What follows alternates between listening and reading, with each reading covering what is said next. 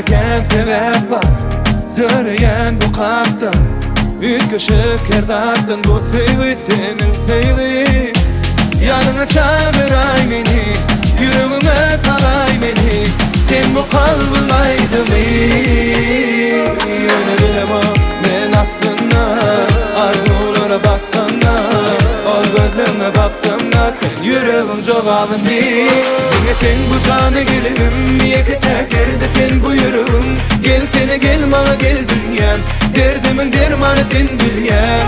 Yine sen bu canı gelim Yeke tekerde sen bu yüreğim Gel sene gel bana gel dünyam Derdimin dermanı sen bilyen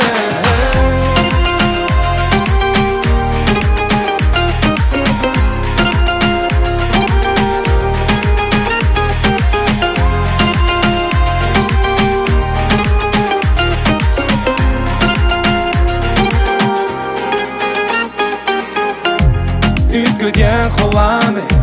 Barım seninle yali Ömrümün devamı sen bilen geçindinge Yanına çağıray beni Yüreğime salay beni Sen bu kalbımaydı mı? Öyle bilemem ben aslında Arzulara baksana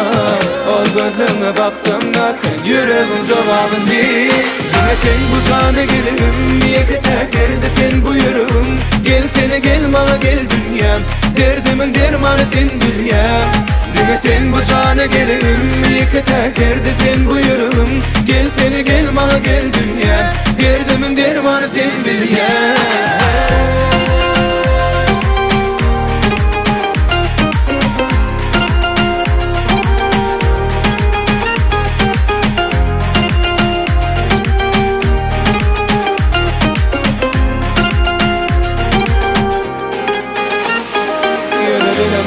Ben aslında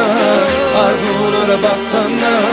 Ol gözlerine baksana Sen yüreğim cevabın değil Yine sen bu canı gelim Yeke tekerde sen bu yüreğim Gel sene gel bana gel dünyam Derdimin dermanı sen bilyen